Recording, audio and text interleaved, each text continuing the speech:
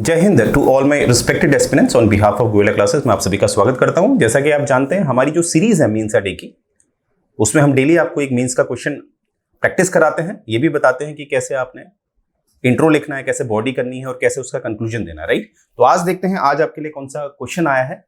जो प्रश्न आपके लिए आया है उसे हम पहले प्रश्न को देख लेते हैं कि प्रश्न पूछा जा रहा है कि what is the procedure for the formation of legislative council. Legislative council को हिंदी में कहते हैं विधान परिषद। लेजिस्लेटिव असेंबली को हिंदी में कहते हैं विधानसभा। और यह बात हमेशा याद रखेंगे, अगर कोई राज्य है तो उसके पास विधानसभा होना अनिवार्य है। आई रिपीट, अगर कोई राज्य है उसके पास विधानसभा होना अनिवार्य है। और बात की जाए विधान परिषद की तो वो विकल्प है, एक ऑप्शन है, राइट। इसीलिए वर्तमान में अगर मैं बोलूं कि भारत में जो 28 राज्य हैं उनमें से कितने राज्यों के पास विधान परिषद है, तो आपका जो उत्तर है वो 6 होना चाहिए। 6 कौन कौन से हैं? उत्तर प्रदेश, बिहार, महाराष्ट्र, कर्नाटका, आंध्र प्रदेश, तेलंगाना। तो ये बात आपने याद रखी, राइट। तो आइए देखते हैं, इसमें पूछा जा रहा है कि प्रक्रिया क्या है, कि विधान परिषद कैसे गठन की जाती है उसकी। और प्रश्न है कि विधानसभा के साथ इसकी प्रासंगिकता का भी परीक्षण कीजिए, यानी कि तुलना करनी है कि जो राज्यों में विधानसभा होती है तो विधानसभा के आधार पर जो विधान परिषद बनाई जा रही है उसकी क्या भूमिका रहती है, राइट। आइए शुरू करते हैं। तो देखिए, सबसे पहला हम देखेंगे इसमें जो इंट्रो है इसका, क्योंकि देखिए कभी भी कोई संवैधानिक बातें पूछी जाती हैं तो आपने जब भी इंट्रो देना है तो संविधान में वो कहां पर, उसके बारे में कहां बता रखा है, वो आप हमेशा इंट्रो में लिखिए, राइट। इससे आपके मार्क्स अच्छे मिलते हैं। तो इंट्रो में क्या लिखना है आपने कि लेजिस्लेटिव काउंसिल और विधान परिषद, ठीक है, is the upper house in bicameral legislature. देखिए बाइकैमरल क्या होता है? जहां पर 2 सदन होते हैं। जैसे अगर मैं केंद्र की बात करूं तो भारत में केंद्र में बाइकैमरलिज्म होना अनिवार्य होता है। आई रिपीट, भारत में केंद्र में बाइकैमरलिज्म होना अनिवार्य होता है। 2 सदन, जैसे राज्यसभा, लोकसभा। वैसे ही राज्यों के लिए भी बाइकैमरलिज्म है, जैसे विधानसभा और विधान परिषद, राइट। तो देखिए विधान परिषद जो है उसके तहत क्या हो जाते हैं, 2 सदन हो जाते हैं, तो इसीलिए बाइकैमरलिज्म कहा जा रहा है। इन सम स्टेट्स ऑफ इंडिया, यानी कि राज्यों, भारत के कुछ ही राज्यों में विधान परिषदें हैं, जैसे वर्तमान में मैंने आपको बताया है। अब वर्तमान शब्द क्यों लगा रहा हूं? क्योंकि ये ऊपर नीचे होता रहता है, क्योंकि विधान परिषद गठित भी की जाती है, बनाई भी जाती है और इनको हटाया भी जाता है। तो इसीलिए वर्तमान शब्द का इस्तेमाल जरूर करना है आपने। तो वर्तमान में मैंने बताया 6 राज्यों के पास विधान परिषद है, उत्तर प्रदेश, बिहार, महाराष्ट्र, कर्नाटका, तेलंगाना और आंध्र प्रदेश, राइट। और जो आर्टिकल 169 है, ये बात याद रखेंगे, आर्टिकल 169 है, यही बात करता है किसकी? विधान परिषद की, राइट। तो ये बात आपने याद रखनी है। Article 169 of the constitution of India deals with the creation या एबोलिशन, यानी कि बनाने की बात भी अनुच्छेद 169 यानी कि आर्टिकल 169 में की जाती है विधान परिषदों को, और हटाने की बात भी आर्टिकल 169 में की जाती है, राइट। नियम यही दिए हैं। तो हम क्या सीखे यहां से कि इंट्रो में आपने आर्टिकल 169 जरूर दिखा देना है। अब मैं कोशिश करूंगा आपको जो संविधान में एग्जैक्टली जो अनुच्छेद 169 लिखा है उसमें क्या क्या नियम है वो आप तक मैं पहुंचाऊंगा, राइट, जिससे कि कोई भी क्वेश्चन आए आप कंफ्यूज ना हो। अब बॉडी में हम देखेंगे, the power of abolition and creation of state legislative council is vested in parliament of India as per article 169। जब आप आर्टिकल 169 का क्लॉज 2 पढ़ते हैं, क्या सर ये क्लॉज लिखना जरूरी होता है? देखिए विकल्प होता है। अगर आप क्लॉज लिखते हैं तो आपको हो सकता है अच्छे मार्क्स मिल जाए, क्योंकि इंप्रेशन पड़ता है, परंतु इतने ज्यादा क्लॉज याद नहीं रहता है, तो इसलिए आप क्लॉज को हटा सकते हैं। अभी मैं आपको क्लॉज इसलिए बता रहा हूं जिससे कि आप डायरेक्ट अपनी संविधान पे पढ़ सकते हैं कि सर ने यहां से पढ़ाया है, टू चेक माई ऑथेंटिसिटी, ठीक है। मैं कितना सही पढ़ा रहा हूं ये चेकिंग के लिए इसलिए क्लॉज भी आपको बता रहा हूं। तो यहां पर जो 169 का क्लॉज 2 है, वहां पर लिखा है कि जो विधान परिषद है, जो राज्यों की है, उनको हटाने या बनाने की जो जिम्मेदारी है वो संसद की है, यानी कि राज्य नहीं करेगा। राज्य का होता है विधान परिषद, परंतु केंद्र यानी कि संसद को ये शक्ति दे रखी है। वेरी इंपॉर्टेंट, ये बात याद रखेंगे। तो ये शक्ति किसमें निहित है? पार्लियामेंट ऑफ इंडिया, यानी कि संसद पे है, राइट। तो ये बात याद रखेंगे, कहां पर लिखिए? आर्टिकल 169 के क्लॉज 2 पे। नेक्स्ट आगे है, when a legislative council is created और abolished, the Constitution of India is also changed. However, still such law is not considered a constitutional amendment. क्या कह रहा है? देखिए, जब मानते हैं, ध्यान दीजिएगा एक बात, जब जम्मू एंड कश्मीर अस्तित्व में था एज अ स्टेट, यानी कि अगर मैं 2019 से पहले की बात करूं तो आपको पता होगा कि जम्मू एंड कश्मीर भी हमारा राज्य था और जम्मू एंड कश्मीर के पास भी विधान परिषद थी, राइट। तो यहां पर आप क्या देखेंगे कि अब क्या हुआ, आपको पता है कि कहीं ना कहीं वर्तमान में जो जम्मू एंड कश्मीर है वो एक राज्य नहीं है, अब एक केंद्र शासित प्रदेश है, दो में विभाजित कर दिया गया है, जम्मू एंड कश्मीर अलग, लद्दाख अलग। तो क्या होता है, इसके द्वारा कहीं ना कहीं संविधान में परिवर्तन आता है। कैसे? संविधान की जो अनुसूची 1 है वहां पर अनुसूचियां होती हैं कि कितने राज्य हैं, कितने केंद्र शासित प्रदेश हैं। तो देखिए हो क्या रहा है कि किसी राज्य की विधान परिषद हटाई या लगाई जा रही है, तो कहीं ना कहीं एक संविधान की जो संरचना है उसमें परिवर्तन हो रहा है, क्योंकि भारत में परिवर्तन हो रहा है, राइट। तो कहीं ना कहीं अगर संविधान में परिवर्तन होता है तो क्या हम उसे आर्टिकल 368 जो संविधान में संशोधन की बात करता है, क्या इस तरह का जो कार्य होता है विधान परिषद को बनाने या हटाने का, क्या ये एक संवैधानिक संशोधन विधेयक के तहत आएगा, यानी कि कॉन्स्टिट्यूशनल अमेंडमेंट एक्ट के तहत आएगा? नहीं, यानी कि इसको हम एक नॉर्मल विधेयक मानेंगे, यानी कि आर्टिकल 368 के दायरे में ये नहीं आएगा। हालांकि ये परिवर्तन करता है भारत में, यानी कि संविधान में ये परिवर्तन करता है, राइट। तो ये बात इसमें उठाई है, तो ये बहुत इंपॉर्टेंट पॉइंट है और ये बात कहां लिखी है? आर्टिकल 169 के क्लॉज 3 पे, राइट। नेक्स्ट हम देखेंगे, अब देखिए जो रेजोल्यूशन होता है, यानी कि जो प्रस्ताव होता है कि विधान परिषद को बनाना है या हटाना है, उसकी जो शुरुआत होगी वो करी जाएगी राज्य की विधानसभाओं से, ठीक है, विधानसभा से शुरुआत की जाती है और इसमें जो हस्ताक्षर होंगे वो राष्ट्रपति के होंगे। अभी क्यों बताया जा रहा, ज्यादातर क्या होता है विधानसभा में कोई भी प्रस्ताव लाया जाता है या विधेयक लाया जाता है, अंत में हस्ताक्षर किसके होंगे? राज्यपाल के, उस राज्य के राज्यपाल के।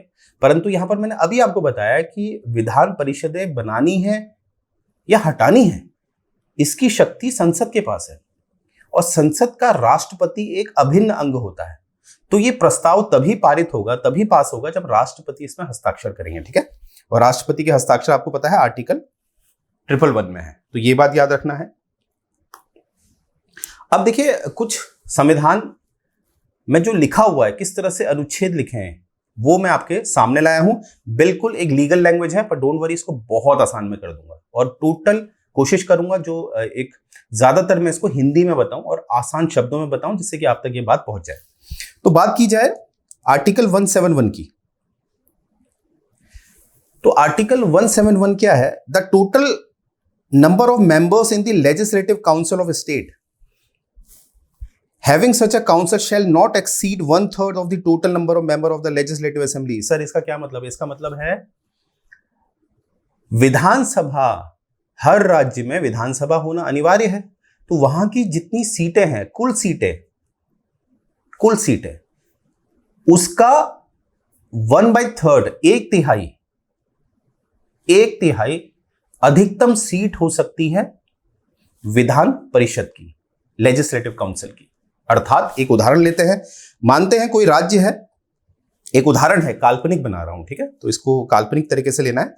उत्तराखंड को मैं ले रहा हूं, उत्तराखंड की जो वास्तविक सीटें हैं वो 70 है, ठीक है, वास्तविक, पर काल्पनिक में बना रहा हूं 90, जिससे कि हमारी एक कैलकुलेशन आसान हो जाए। तो देखिए 90 जो सीट है ये विधानसभा की है, विधानसभा यानी कि लेजिस्लेटिव असेंबली। अब इसका अगर यहां विधान परिषद गठित की जाएगी तो अधिकतम सीट कितनी होंगी? अधिकतम सीट कितनी होंगी? 1/3/90,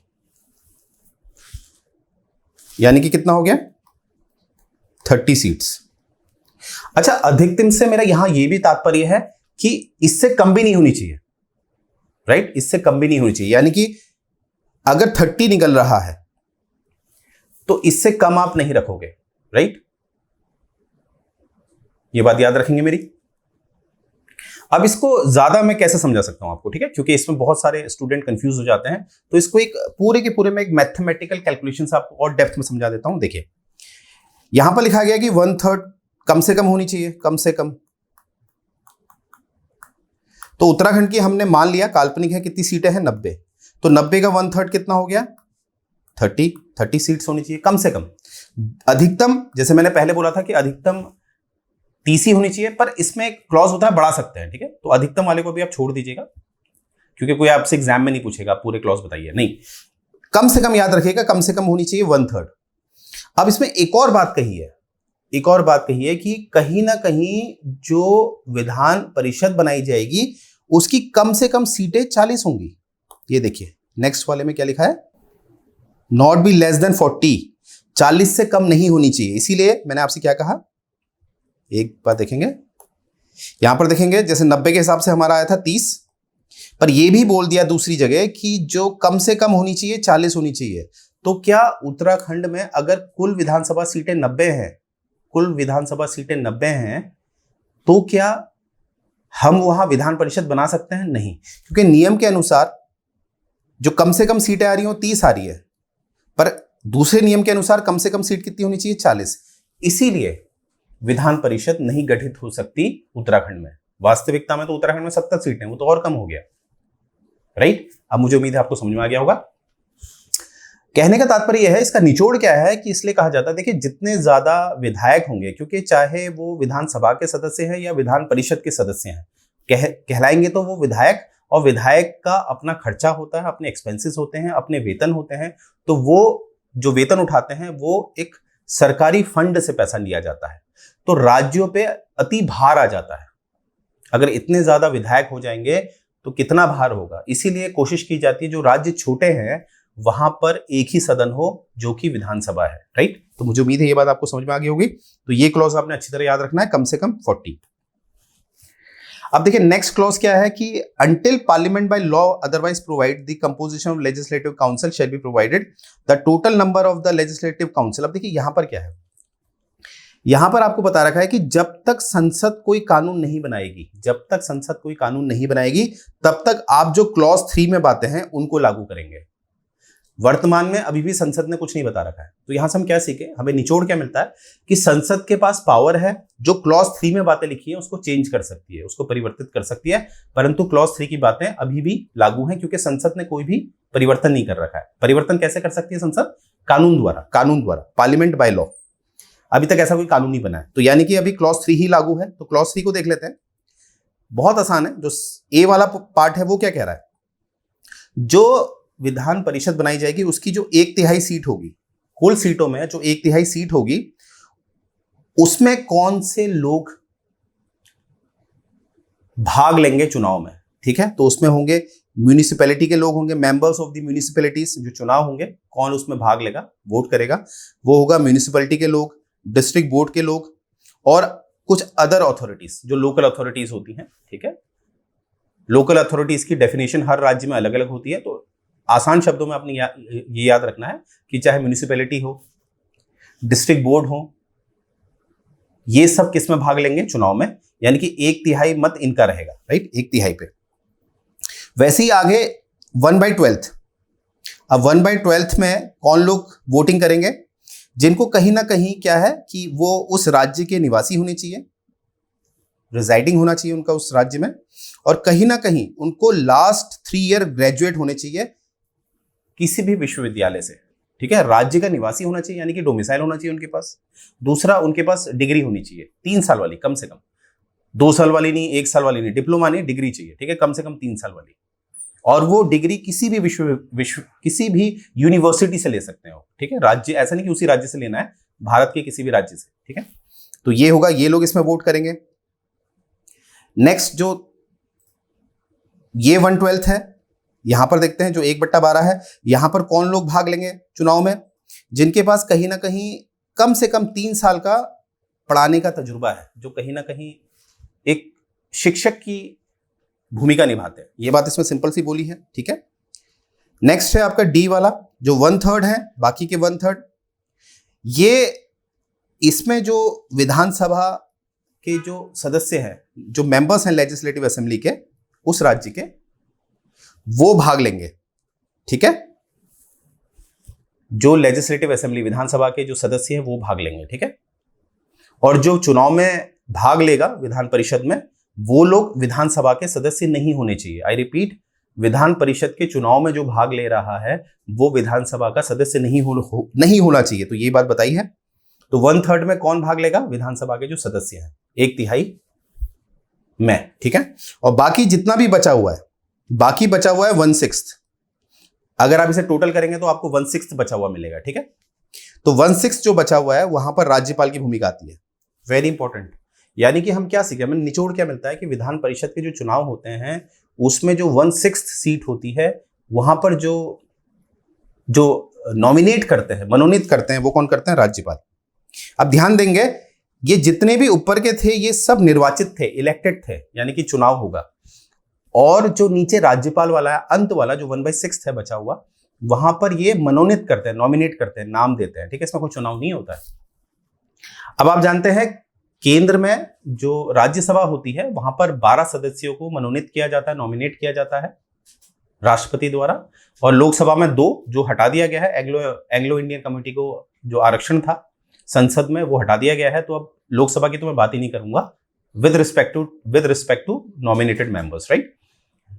राज्यसभा में आप जानते हैं कि 12 सदस्यों को मनोनीत कर सकते हैं राष्ट्रपति, और जो उसमें योग्यता होनी चाहिए वो होनी चाहिए या तो वो व्यक्ति आर्ट से जुड़ा हुआ हो, कला से, या विज्ञान से, साइंस से, या साहित्य से, लिटरेचर से, या सोशल सर्विस यानी कि सामाजिक कार्य से जुड़ा हो। 4 के आधार पर राष्ट्रपति संसद में मनोनीत कर सकते हैं 12 सदस्यों को।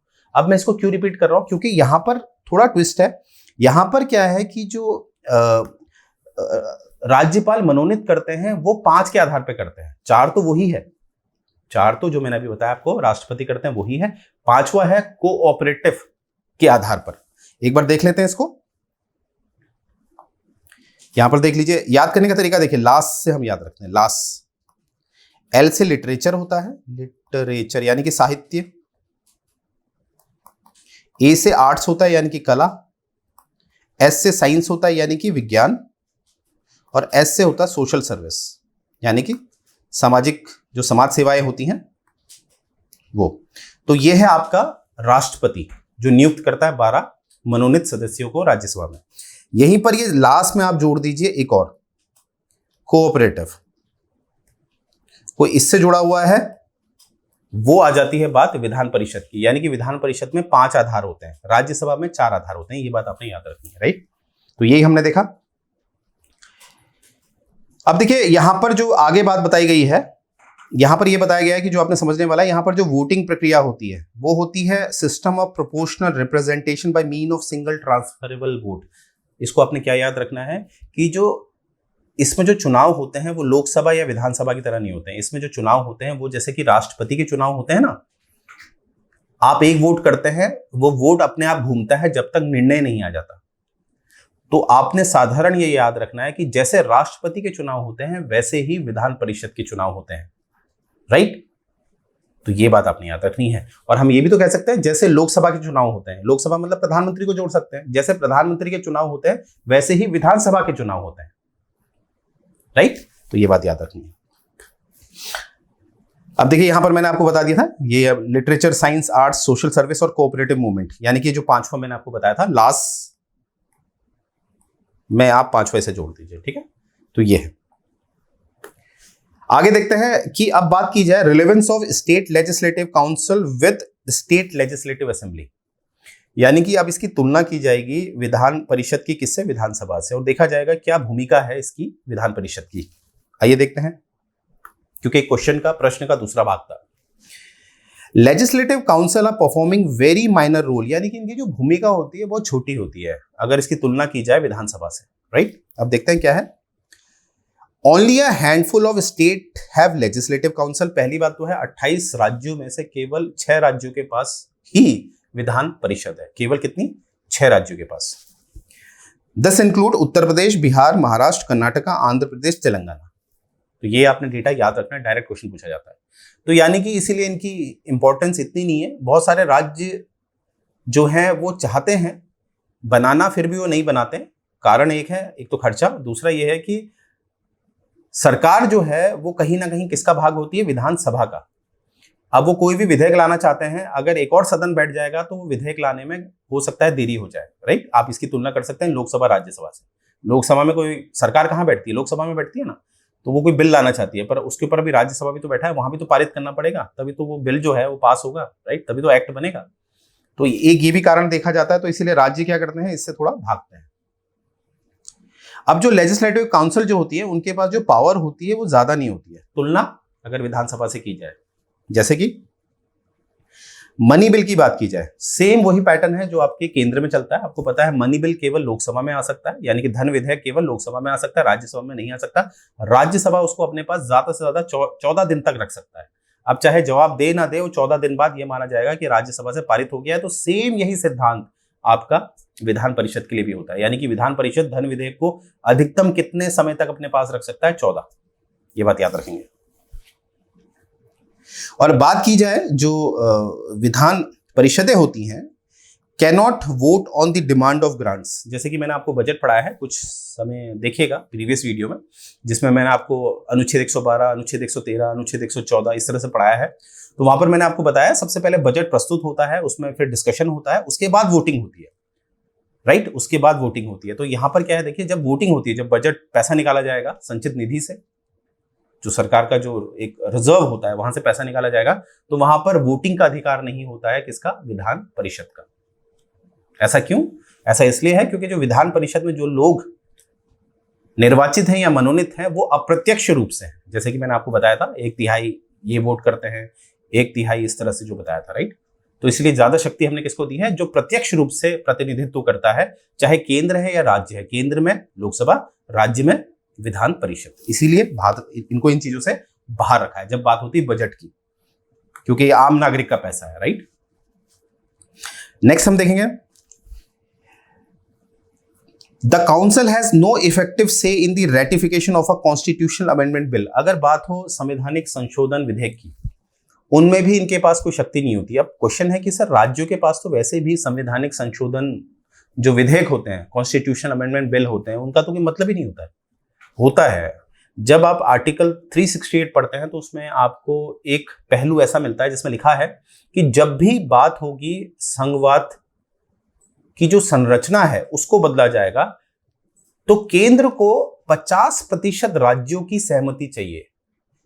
जब बात होगी संघवाद संरचना को, फेडरल स्ट्रक्चर को अमेंड करने की, तो मिनिमम 50% स्टेट्स आर रिक्वायर्ड। अब ये 50% जो स्टेट्स हैं उसको कैसे देखेंगे, उसको हम देखेंगे केवल विधानसभा से, यानी कि वर्चस्व होता है विधानसभा का, विधान परिषद का नहीं होता है। इसलिए विधान परिषद का तो कोई मतलब ही नहीं है आर्टिकल 368 में। तो यही बात यहां पर उठाइए। तो यहां पर भी ज्यादा शक्तिशाली कौन है, विधानसभा। अब हम देखेंगे फाइनली अंत में, the very existence of council depends on the will of the assembly. अब सबसे बड़ी बात देखिए, दुर्भाग्य क्या है कि अगर विधान परिषद हो या ना हो, यह निर्धारित किया जाता है विधानसभा से। अब आप कहेंगे सर, अभी तो आपने कहा संसद के पास शक्ति है, बिल्कुल, परंतु मैंने यह भी कहा कि किसी राज्य में अगर कोई विधानसभा चाहती है कि वहां पर विधान परिषद हो, तो शुरुआत होती है उस राज्य की विधानसभा से, फिर जो संसद है कार्य करती है, और चाहे हटाने की बात हो तब भी उसकी शुरुआत होती है उस राज्य के विधानसभा से, तब उसमें अंतिम मोहर लगाती है संसद। अब एक बात मैं यहां पर एक नोट कर लीजिएगा मेरी बात, संसद, माफ कीजिएगा, जो संविधान है वो एक बात पे मौन है। मौन मतलब वहां पर हमें कुछ पता नहीं चलता है, और जहां पर भी संविधान मौन होता है वहां पर पिक्चर में कौन आता है, सर्वोच्च न्यायालय। हालांकि अभी तक ये एक इंसिडेंट, घटना हुई नहीं है, इसीलिए इसका जवाब क्लियर नहीं होता है। क्या संसद भी किसी राज्य के लिए शुरुआत कर सकती है विधान परिषद बनाने के लिए? तो इसका उत्तर जो है अभी तक ना मेरे पास है, ना अभी तक इसमें कोई केस आया हुआ है, राइट। तो इसीलिए इसका कभी आपसे प्रश्न नहीं पूछा जाएगा, और सभी प्रश्नों का उत्तर होना यह अनिवार्य नहीं होता है, राइट। तो अभी आपके पास क्या उत्तर है? ये उत्तर है कि जो शुरुआत होती है उस राज्य के विधानसभा से होती है। तो हम क्या सीखे, निचोड़ हमें क्या मिलता है कि विधानसभा के चाहत पे, यानी कि विल पे निर्भर करता है कि उस राज्य की विधान परिषद हो या ना हो, राइट। नेक्स्ट, अब अभी तक हमने देखा, कहीं ना कहीं मैंने आपको दिखाया कि विधान परिषद कहीं ना कहीं कमजोर है, राइट, यानी कि किसी काम का नहीं है। पर अब हम देखेंगे कहीं ना कहीं, क्योंकि every coin has two faces, सिक्के के दो पहलू हैं, ये भी देखेंगे कि विधान परिषद कहीं ना कहीं फायदेमंद भी होता है। कैसे कि check and balances, it prevent legislative assembly from exercising too much legislative और एग्जीक्यूटिव अथॉरिटी। देखिए सबसे पहले आप देखिए, जैसे एक उदाहरण देता हूं, जैसे आप किसी को पेमेंट करते हैं, कोई पेमेंट मान लीजिए 50,000 का, आपने नोट गिने, तो आप अगर समझदार व्यक्ति हैं, आप क्या करेंगे, वही नोट किसी और को भी दे देंगे, भाई तुम भी गिन लो, तो एक क्रॉस चेक हो जाता है। तो यही सिद्धांत यहां भी लगा लीजिए, क्रॉस चेक हो जाएगा। कोई विधेयक पारित किया जा रहा है, कहीं वो जल्दी में तो नहीं हो रहा है, तो ऊपर से एक और सदन बैठा हुआ है जो अपना दिमाग लगा सकता है, जिसमें पढ़े लिखे लोग बैठे हैं। आपको पढ़ाया था मैंने, वह 1/3 टीचर्स होने चाहिए इस तरह से, राइट। तो वो लोग पढ़े लिखे लोग हैं, तो कहीं ना कहीं जो विधेयक है उसमें क्रॉस चेक हो सकता है कि समाज के लिए वो सही है नहीं है। नेक्स्ट हम इसमें देख रहे हैं कि आप जैसे पिक्चर में देख पा रहे होंगे, एक आदमी पे इतना ज्यादा लोड आ गया है, पिक्चर से आपको पता चला होगा। तो इस लोड को कम किया जाता है कि भैया जब मैन पावर ज्यादा है, सदन एक और है, तो आधा लोड हम उस सदन को दे सकते हैं। तो ये फायदा होता है किसी भी राज्य को, इसीलिए वर्तमान में 6 राज्यों के पास ये विधान परिषद है। Bicameralism legislature provide an opportunity for proper deliberation and important laws and budget which require careful drafting। देखिए कभी कभी क्या होता है, कुछ ऐसे संवेदनशील विधेयक आ जाते हैं जिसको लागू किया जाएगा तो वो समाज के लिए कहीं ना कहीं, अगर गलत तरीके से लागू हुए तो वो समाज के लिए घातक हो जाते हैं, और सही तरीके से लागू हो तो वो समाज को आगे बढ़ाते हैं। तो ऐसे विधेयकों में भी अगर एक और सदन हो तो वो कहीं ना कहीं एक फिल्टर लग जाएगा ज्यादा, और एक अच्छी बुनियाद मिलती है, राइट। तो ये बात यहां पर है। Next, it provide a platform for diverse representation. अब डाइवर्स रिप्रेजेंटेशन क्या है, जैसे कि मैंने अभी बताया कि इसमें कुछ म्यूनिसिपैलिटी के लोग होने चाहिए, कुछ इसमें टीचर्स होने चाहिए। तो इस तरह के जो अलग अलग लोग हमें दिखते हैं, कहीं ना कहीं उससे क्या है कि हमें यहां पर अलग अलग सोच के लोग दिखेंगे। कुछ प्रोफेशनल हैं, जैसे मनोनीत में कुछ प्रोफेशनल लोग हैं, टीचर्स भी हैं निर्वाचित में। तो आपको पता चल रहा होगा कि अलग अलग फील्ड के लोग इसमें शामिल होते हैं।